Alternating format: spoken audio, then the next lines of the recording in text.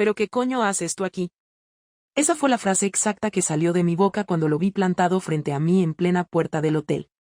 Me quedé paralizada, con la llave de la habitación en la mano y el corazón a punto de salirse por la garganta. Mi marido, Diego, allí mismo. En chándal. Sudando. Con cara de no saber si gritar o vomitar. Llevaba una hora corriendo, según me diría después, pero en ese momento yo solo veía a un hombre que no tenía que estar allí. Y yo, bueno, yo estaba vestida como si fuera a una boda. Pero no una boda cualquiera, una boda donde no llevas bragas. Ya me entiendes. No supe qué decir. No podía inventarme que estaba allí por trabajo, porque era domingo por la mañana. Tampoco podía fingir que había una amiga dentro esperándome. Todo el cuerpo me ardía, como si me hubieran pillado robando en el Corte Inglés. Y lo peor era que no me había acostado con nadie. Aún. Pero iba a hacerlo. El ascensor sonó detrás de mí. Las puertas se abrieron. Y allí estaba Javi, con una sonrisa estúpida en la cara y una botella de vino en la mano. ¿Subes o qué? Preguntó sin saber que acababa de caminar directo a una ejecución pública. Diego lo miró. Luego me miró a mí. Luego volvió a mirarlo a él. En su cara vi pasar la rabia, la incredulidad, la tristeza, y algo más. Algo que me dio miedo. Yo, mientras tanto, deseaba poder evaporarme. ¿Es él? Preguntó Diego, bajando la voz, con una calma que dolía más que cualquier grito. Yo no dije nada. No hacía falta. La noche anterior, Diego se había levantado a las 3 de la madrugada a mear. No encendió la luz del baño porque conocía el camino de memoria, pero al volver a la cama notó algo que no estaba donde debía. Mis tacones. Esos negros que solo uso para ciertas ocasiones.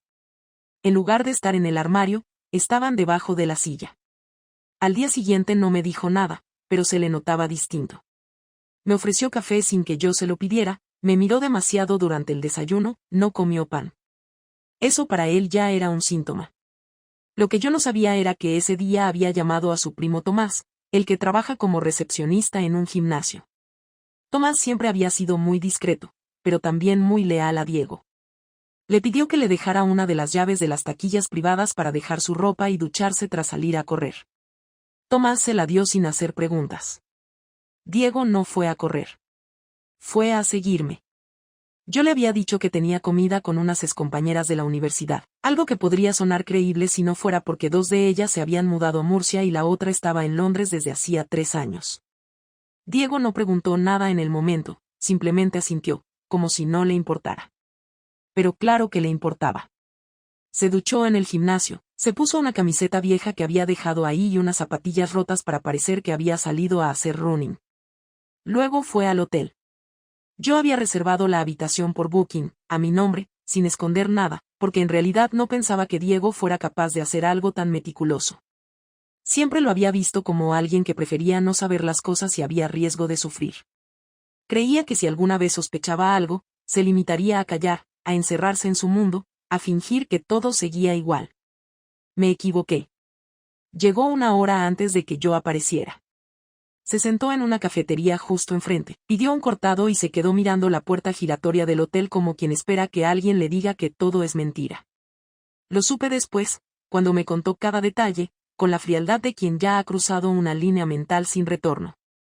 Me vio bajar del taxi, me vio entrar al hotel, me vio arreglándome el pelo en el reflejo del cristal antes de pasar por recepción. Sabía perfectamente para qué estaba allí. Lo que no se esperaba era encontrarme justo en el momento exacto de subir a la habitación. Tampoco esperaba ver al otro, a Javi, el técnico del servicio informático, el mismo que Diego saludó una vez en una revisión de antivirus sin imaginar que acabaría viéndolo con una botella de vino en la mano, invitándome a pasar a una habitación de hotel un domingo por la mañana. Todo ese tiempo, Diego no dijo ni una palabra. No gritó, no insultó, no hizo preguntas. Se limitó a quedarse allí, mirándome como si no pudiera creer que yo fuera la misma mujer con la que había compartido 12 años de vida, una hipoteca, un hijo, unas vacaciones cada verano en Denia. Me temblaban las piernas. Literalmente. No sabía si dar un paso hacia él, hacia el ascensor, o directamente salir corriendo a la calle y subirme al primer taxi que pasara. Javi no dijo nada. Le bastó con la mirada de Diego para entender que aquello no era ninguna coincidencia. Después de unos segundos eternos, Diego simplemente se dio la vuelta y se fue caminando. No corriendo. Caminando, como si acabara de terminar algo pendiente. Subí con Javi a la habitación. Él intentó hacerme reír, soltar alguna frase para aligerar la tensión, pero yo no estaba ya en ese sitio. Me metí en el baño, cerré la puerta, me senté en el suelo y estuve allí media hora mirando el suelo sin pensar nada. Ni culpa, ni arrepentimiento, ni alivio. Solo vacío. Cuando salí, le pedí a Javi que se fuera. No discutió. Recogió la botella, dijo que me escribiría, y se marchó. Me quedé sola en esa habitación hasta las 5 de la tarde, cuando el personal del hotel llamó para decir que debía hacer el check-out. Bajé, tomé otro taxi, y fui directa a casa. Diego no estaba. Había dejado su anillo sobre la mesa del comedor y una nota que no era una nota, solo un recibo de la reserva del hotel, impreso, doblado en 4. En la parte de atrás había escrito algo a boli: supongo que la comida con tus amigas fue interesante. Me senté en el sofá. Miré el techo. Pensé que si esto fuera una película ahora vendría una escena de lluvia, una música triste, algo que me hiciera sentir que era el final de una era. Pero no. Era solo yo, en un salón con olor a ambientador barato, con un hijo en casa de su primo jugando a la Play, y con la certeza de que, después de ese domingo, todo lo que viniera sería diferente. Y no mejor. La puerta se abrió a las 11:15 de la noche. Escuché el sonido de las llaves y el clic del pestillo, pero no me moví del sofá. Había estado allí sentada desde la tarde, sin encender la televisión, sin mirar el móvil, sin hacer absolutamente nada. Cuando Diego entró, cerró con calma, dejó las llaves en la mesita de la entrada y se quitó las zapatillas como siempre. Escuché sus pasos venir hacia el salón y por primera vez en todo el día sentí un nudo en el estómago que no supe si era miedo, vergüenza o simple anticipación. Se paró en el umbral, me miró desde la puerta sin entrar del todo, con los brazos cruzados. No dijo nada. Solo me miró. Yo fui la primera en hablar, porque sabía que si él abría la boca antes que yo, todo estaría perdido. No pasó nada, dije, sin levantarme. Lo juro, Diego. No pasó nada.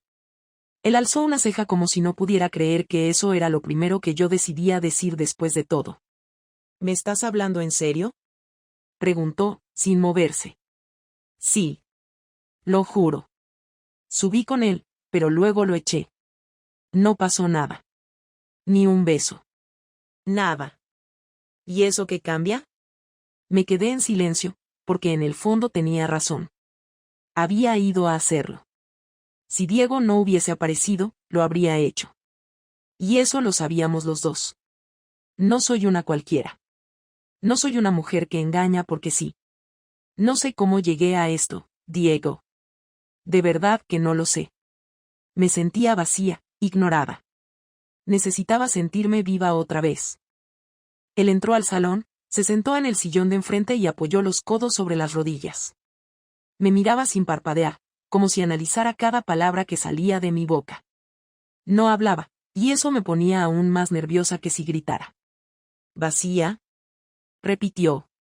¿Y por eso decides tirarte a un informático en un hotel de 3 estrellas? No iba a tirarme a nadie.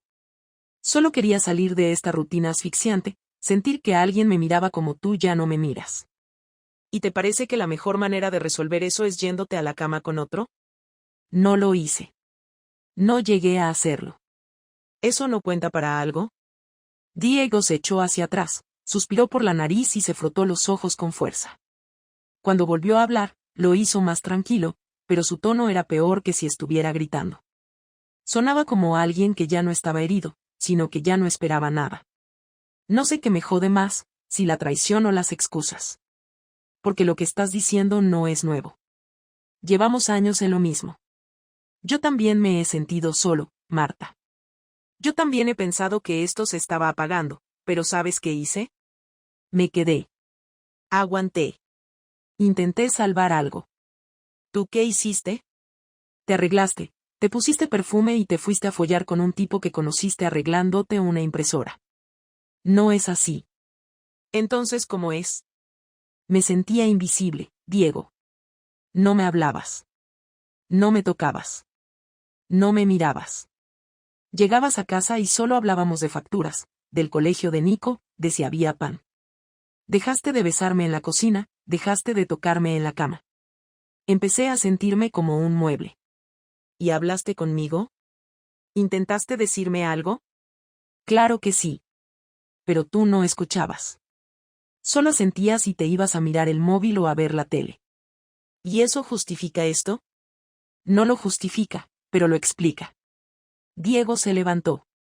Caminó un par de pasos hasta la ventana, se quedó allí mirando hacia la calle y luego se giró de nuevo hacia mí. No tienes ni idea del daño que me has hecho. Te vi entrar al hotel. Te vi hablando con él. Te vi subiendo. Y te vi mintiéndome con esa naturalidad tuya, como si fueras a una comida inocente. ¿Sabes lo que sentí? Asco. Vergüenza. Rabia. Todo al mismo tiempo. No sé qué decirte. Solo que lo siento. De verdad. Estoy destrozada, Diego. ¿Estás destrozada? ¿Tú? Sí. Porque no soy esto. No soy una mujer infiel. No soy alguien que hace estas cosas. Me equivoqué. Fue un error. Uno enorme. Pero no quiero perderlo todo por un error. No fue un error. Fue una decisión. Planeada. Pensada. Ejecución perfecta. Y eso no es un error, Marta. Es un acto de egoísmo. Y ni siquiera tuviste la decencia de sentirte mal antes de que te pillaran. Eso no es verdad. ¿Tú sabías lo que ibas a hacer cuando saliste de casa? Sí. Entonces no tienes nada más que decir.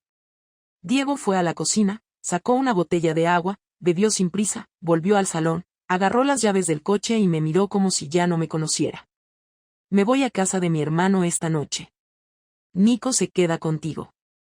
No voy a armar un circo por él. Pero esto, Marta, no se queda así. Mañana hablaremos. Tranquilos. Fríos. Como dos adultos que tienen que decidir qué hacer con los restos de su matrimonio. Y se fue. Me quedé sola otra vez. Y esta vez, ya no sentía vergüenza. Solo miedo. A la mañana siguiente me levanté con la idea de preparar el desayuno como si fuera un lunes cualquiera. Puse la cafetera, corté pan, saqué la mantequilla, todo en automático, como si fingir normalidad pudiera mantener el mundo en pie. Nico se despertó sobre las 8:30, se sentó a la mesa, me preguntó por qué papá no había dormido en casa. Le mentí sin dudarlo. Le dije que se había quedado a dormir en casa de su tío porque se habían hecho tarde viendo el fútbol. Me miró raro, como si no acabara de creérselo, pero no insistió. A esa edad todavía confía, aunque ya empieza a sospechar cuando las cosas no encajan. Se fue al colegio como siempre, y yo me quedé sola en casa, esperando. Diego no contestó a mis mensajes ni a mis llamadas. Le escribí que quería hablar, que no quería que esto se convirtiera en un desastre, que al menos intentáramos arreglarlo, aunque no supiera todavía cómo. No respondió. A las 12 del mediodía, sonó el timbre. Era Tomás, su primo, con una caja en las manos. Al principio no entendí nada. Pensé que era algún paquete para Diego o algo relacionado con el trabajo, pero cuando abrí, me la dio en silencio. No me saludó, no me miró a los ojos. Solo dijo, es de Diego. Me pidió que te la entregara en mano. La caja pesaba. Estaba cerrada con cinta marrón y tenía escrito mi nombre con rotulador negro. La llevé al comedor, la puse sobre la mesa y dudé unos segundos antes de abrirla. Cuando lo hice, lo entendí todo. Fotos impresas. Capturas de pantalla. Facturas del hotel. Correos electrónicos. Conversaciones. Todo perfectamente ordenado. Cada hoja con una marca, cada prueba en orden cronológico. Lo había documentado todo.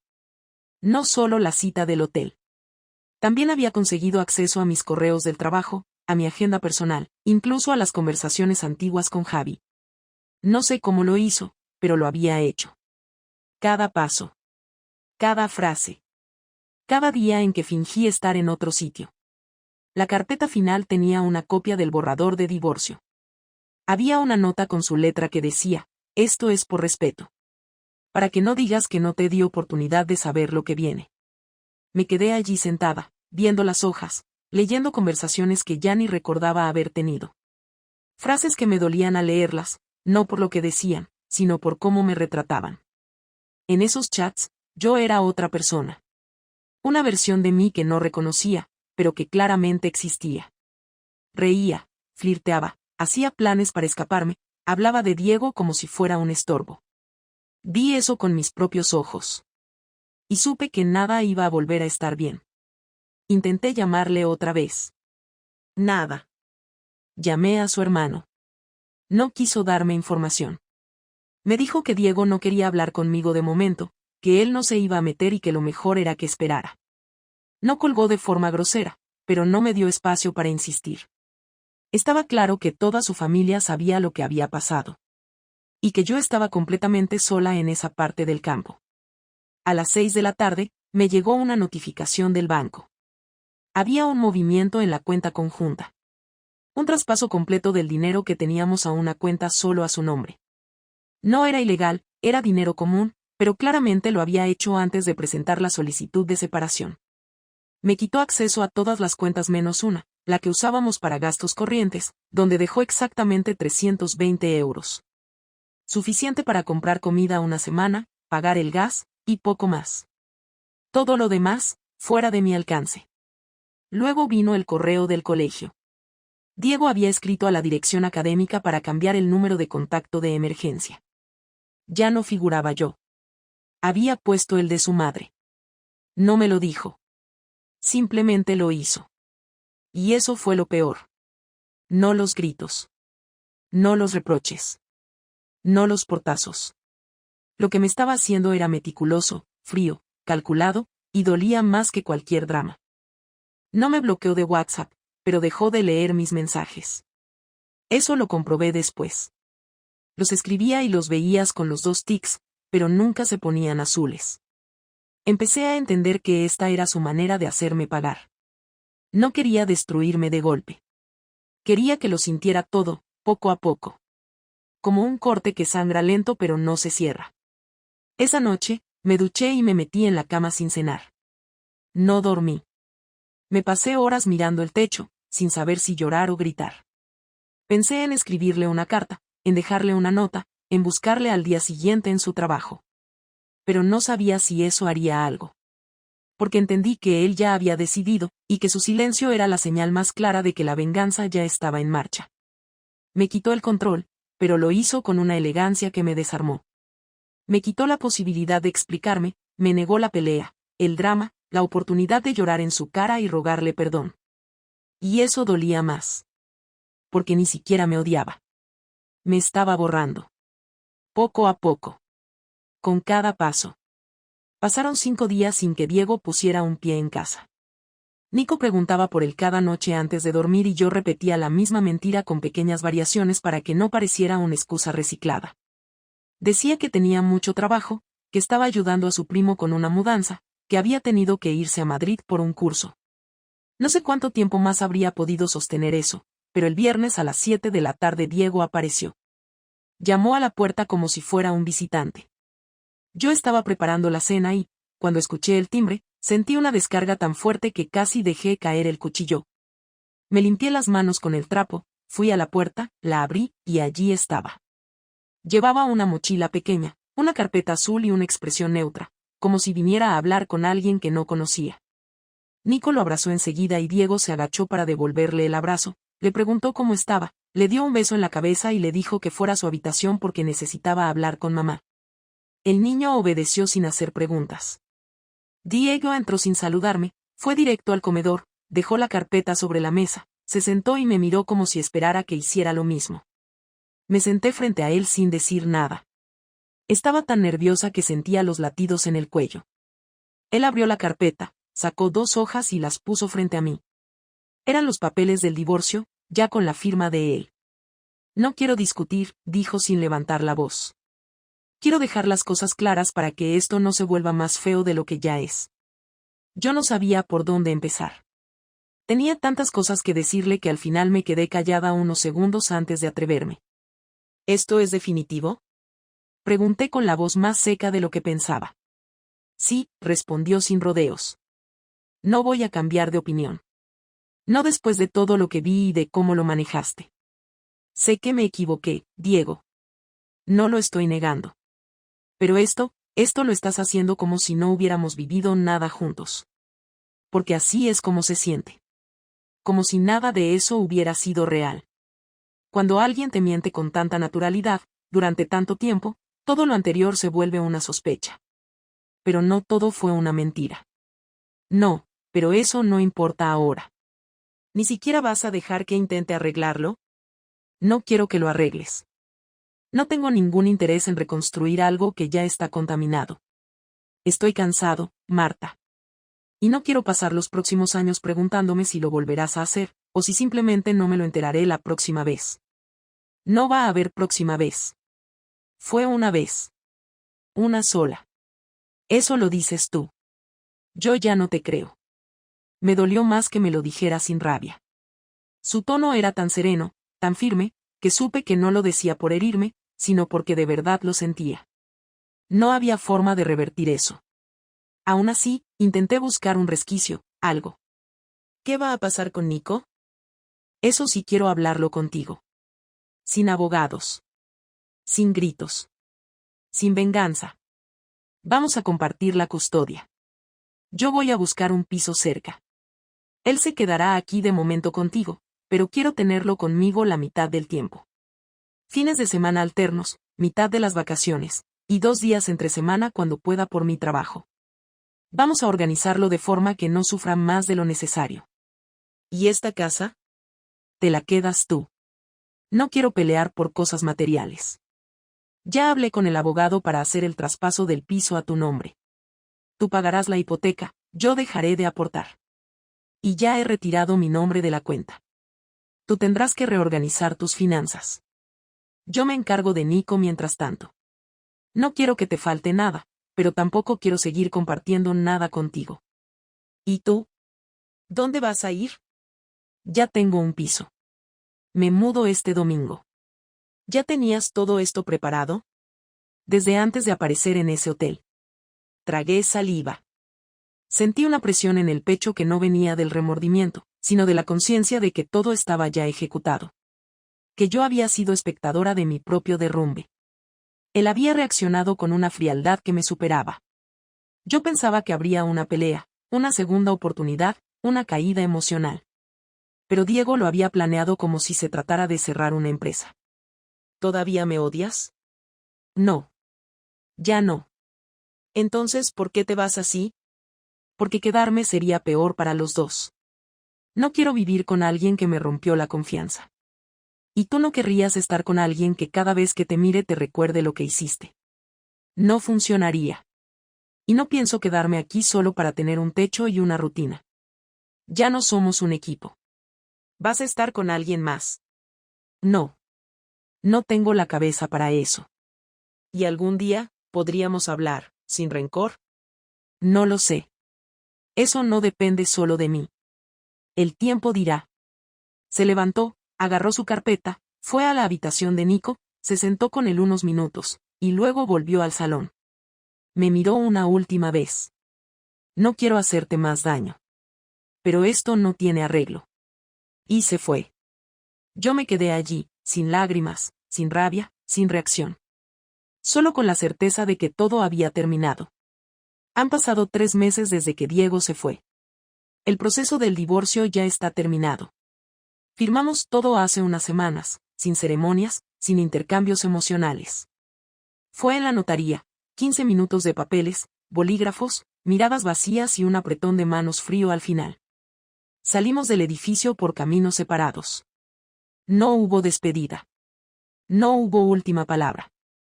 Me fui a casa con una carpeta y un nudo que no se deshace ni aunque duerma 8 horas. Desde entonces, vivo con mi hijo en esta casa, que ahora me parece más grande de lo que realmente es. No por el espacio, sino por la ausencia. Cada rincón me recuerda lo que hubo y lo que destruí. No por accidente. Por elección. Durante las primeras semanas me convencí de que esto era una fase, que el tiempo haría que Diego cambiara de idea, que su manera calculada de alejarse era solo una forma de protegerse, pero que en el fondo todavía me quería. Me equivoqué. Diego no ha vuelto a mirar atrás. No ha llamado por las noches para ver cómo estoy. No ha preguntado si necesito ayuda con nada. Su trato conmigo se limita a hablar de Nico, y cada vez que lo hace, su tono es cordial, correcto, como el de un médico que informa a una paciente sobre el calendario de vacunas. A veces me responde con monosílabos, otras con frases completas, pero nunca con emociones. Es como si me hablara a través de una barrera invisible que yo misma construí. En estos 3 meses he pensado muchas veces en por qué lo hice. Que fallaba en mí para llegar al punto de arriesgarlo todo por una sensación pasajera, por una validación superficial. No tengo una respuesta simple. No fue venganza, ni deseo irrefrenable, ni enamoramiento. Fue necesidad de algo que no sabía cómo pedir. Algo que confundí con libertad, con atención, con cariño. Me sentía sola. Y en lugar de hablarlo con la única persona que habría hecho lo que fuera por mí, busqué fuera algo que creí que me faltaba. Lo hice sin pensar en las consecuencias, sin calcular los daños colaterales. Y ahora, cuando ya no queda nadie a quien engañar, entiendo que eso no fue un error. Fue una cobardía. Lo que más me pesa no es haber perdido a Diego.